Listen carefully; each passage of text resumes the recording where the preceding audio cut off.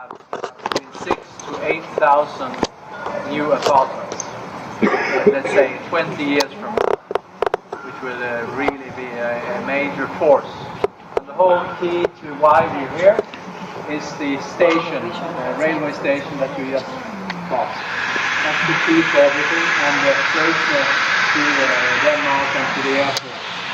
And the simple way you get into the city center, go south, north, to get to Stockholm, Gothenburg, is all this logistic hub we have here.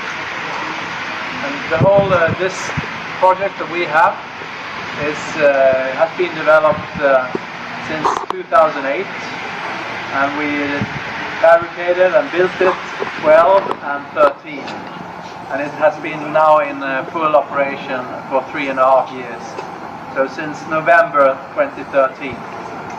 And we have done, we're looking at 53 apartments, a mix between 1 room and kitchen up to 4 room and kitchen, with a big focus on 2. So there's 31 2-room and kitchen.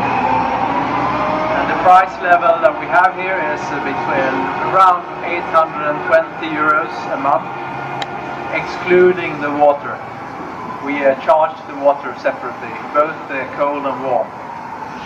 And we have done a lot of special focused things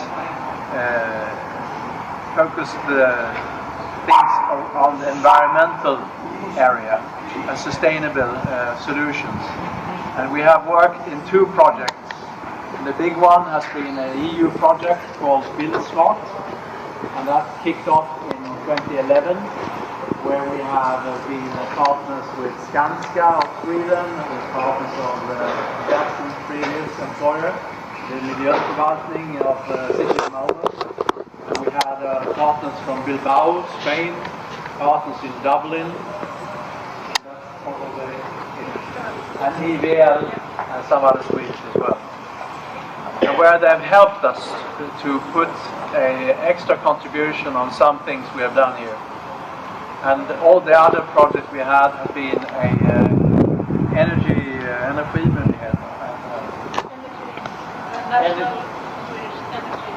agency through the E.ON company, where we have also, those 2 together has brought in some extra cash to put in a smart net system, which helps E.ON to change the way we use the district heating. So we use district heating completely here, both for the floor heating, which is everywhere, and also for putting in some heat on the FDX, the heat exchange ventilation we have. So, and E.ON has put in a way where they can limit the distribution of heat to us when they use apartments. And that's because it's a concrete built, very thick walls, very good windows, and we have the floor heating helps to bring in heating up the whole house. And then we have a lot of special things in the apartments. And I talked about we can control the heat in each room via a thermostat, where you control outside. You can control through an app. It's on an iPod app, Apple product. And then we can also measure what is the actual temperature. And that's one thing we measure. We measure the water that we have, the cold and warm, so we can charge it on the monthly fee to the apartment. We also can see the electricity they're using in the apartment and how much heat. I mean, if they want 22 degrees, how much do they need? How much kilowatt hours are they using? And that's an experience where we have learned a lot through the Build Smart project. That an apartment like the one with the open door, for instance, it's inside the house. It's not only one wall which is outside, and the rest of the walls are shared by others. It means that if the others are heating up extra much, they will be having a free of charge heating. completely. It's not like little, it's zero. Because they don't need to open the heating at all. So we did not manage that part of our project to charge the heating as well as the water. That's one experience that we learned. And so I don't know how to do that in reality in the future. Because it will be, we need to go in that direction. So people get to understand if they want 23 degrees, it will cost you. It costs you more money. If you go for the standard 21, it's less costly. And that's for the future and sustainable solution. All apartments have the washing facilities and a dryer.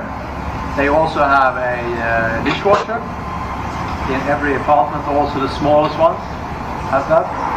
And most of them have some terrace or balcony in this house. They have a like this one where they can use to sit outside their door, which is a very special. And you're seeing like this tenant done a nice cover, which not all people have been doing that yet, but that will come. And we have all the trash is in a room which is inside this the round door. And the other sustainable thing we have pushed a lot of effort into is a solar thermal system, where we on those two roofs we have 62 square meters of solar thermal, which has come down to the basement where we can see, and there's an accumulator tanks of 7,000 liters, where we use that heat to make hot water for use in the house. We do not put anything into the heating with those systems, and that is very easy to see because we're in Sweden and we have a nice summer now. The rest of the year is shit. It's not so good with the heat there. And the experience with that has been it's not easy to have a system where you have your pumps and the accumulator tanks below the house, and like 25 meters higher up you have the system, and you need to have a circulation all the time. And we've had really trouble to stabilize this. We had leakage, we had over temperatures which shuts the system down, and we have various things. And the final thing, we had not so much result as we hoped. We hoped to get to 33,000 kilowatt hours. We are on 23. So it's quite a big difference, unfortunately.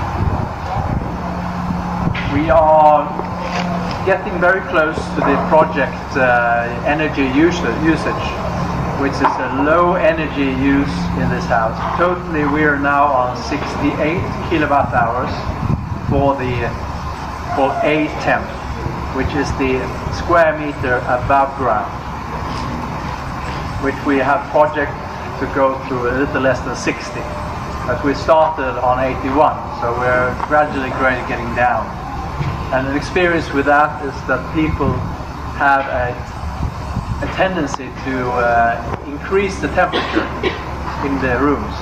So we have examples of temperature going to 23, 24, and that is of course costing us extra.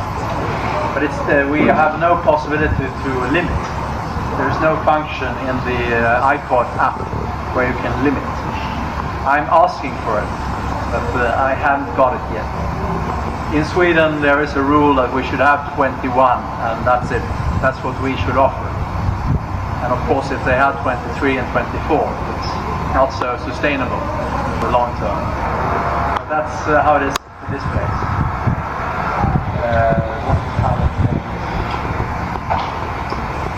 Below, in the cellar, we have room for 110 bicycles, which is the proper. We should have 2.5 bicycles per apartment. So there's a lot of space. You will see that when we go down. And apart from that, we have wooden floors everywhere, and we have stone or clinker, we call that in the kitchen.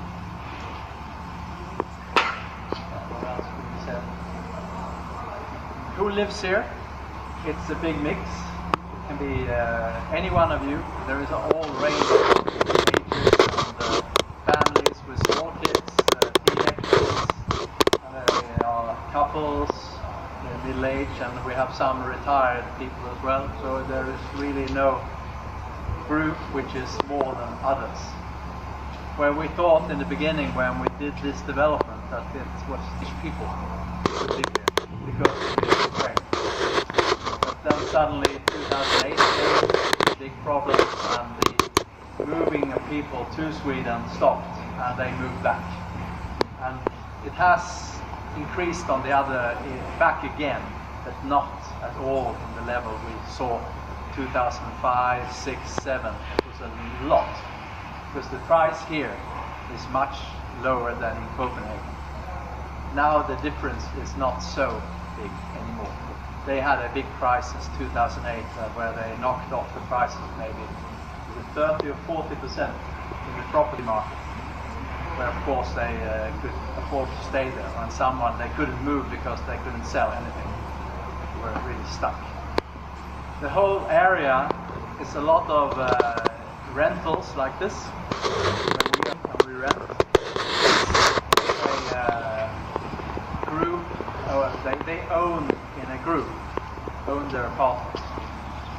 They have a, what kind of